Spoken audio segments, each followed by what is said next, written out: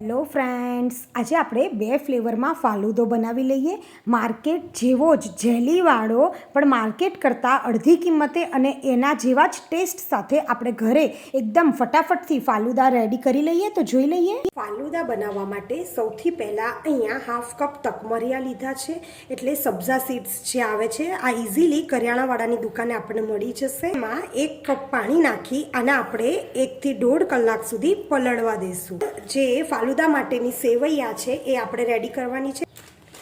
આવી રીતની જે કટ સેવૈયા આવે છે એ ઇઝીલી કરિયાણાવાળાની દુકાને મળી જશે. અને આ સેવઈને આપણે પાણીમાં બોઇલ કરી લઈએ. અહીંયા મેં પાણીને પહેલેથી જ બોઇલ કરવા રાખી દીધું છે. આપણે સેવઈને ઉમેરી લઈશું. અત્યારે અહીંયા આગળ આ ક્વોન્ટિટીથી આપણે 2 થી 3 ગ્લાસ ફાલુદાના સર્વ કરી શકશું. એ હવે આપણે 3 થી 4 મિનિટ, એટલે કે જ્યાં સુધી આ સેવૈયા ચડી ન જાય ત્યાં સુધી કૂક કરી લઈએ. લગભગ 3 થી 4 મિનિટ સુધી ઉકળ્યા પછી આપણા સેવૈયા એકદમ ચડી ગયા છે અને ટ્રાન્સપરન્ટ પણ થઈ ગયા છે, એટલે સમજી લેવાનું કે આપણા સેવૈયા ચડી ગયા છે. હવે બધું જ પાણી સ્ટેન કરી અને એને ઠંડા થવા દે. આપણે ફાલુદા માટે જે જેલી આવે છે એ રેડી કરી લઈએ, કારણ કે આ જેલી વગર તો ફાલુદા આપણો અધૂરો જ છે.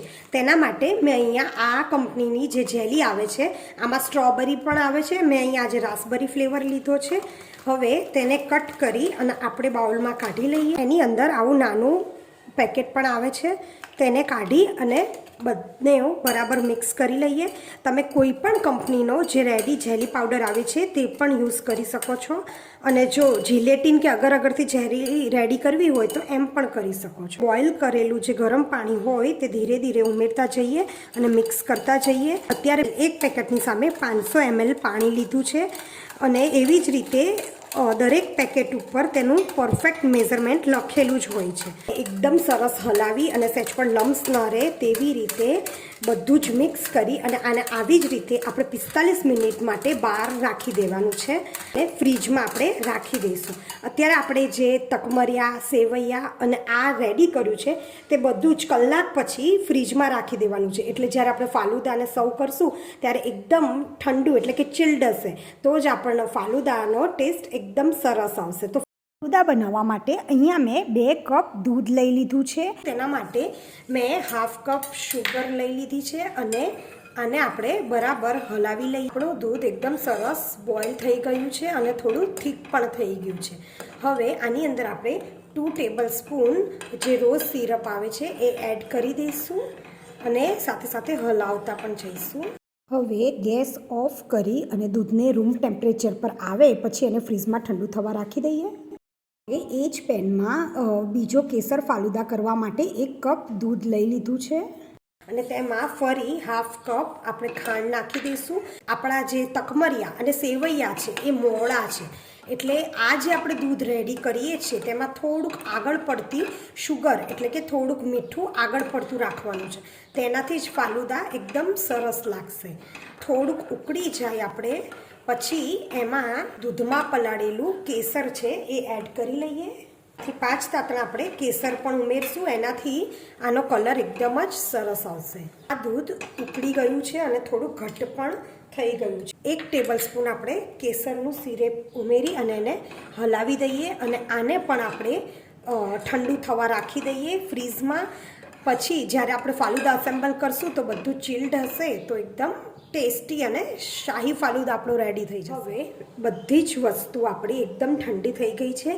હવે આપણે ફાલુદાને અસેમ્બલ કરી લઈએ. તો તેના માટે ગ્લાસમાં રોઝ સિરપ ઉમેરશું.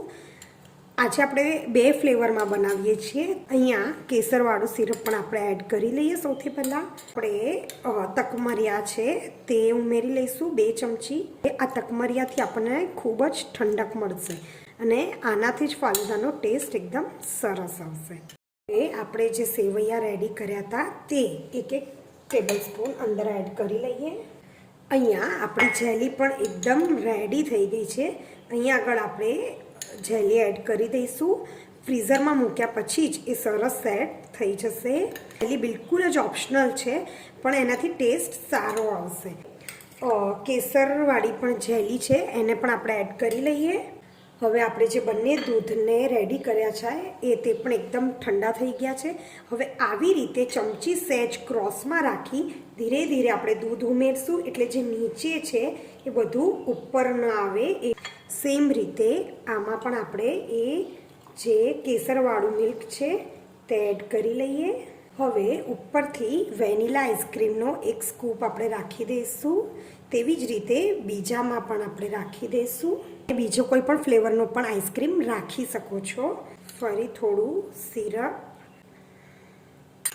ફરીથી જેલી ઉમેરી અને કાજુ, બદામ અને પિસ્તાની કતરણ કરેલી છે તે આપણે ઉમેરી લઈએ. રોયલ કેસર ફાલુદામાં ઉપરથી થોડા કેસરના તાતણાથી આપણે એને ગાર્નિશ કરી લઈએ. તો રેડી છે આપણો એકદમ રોયલ શાહી ફાલુદો. એ જોઈને જ આપણે ખાવાનું મન થઈ જશે. અને આ બનાવવા માટે થોડી જો આપણે 10 મિનિટની પ્રિપરેશન અગાઉથી કરીને રાખી હશે તો ફટાફટ આ રેડી થઈ જશે.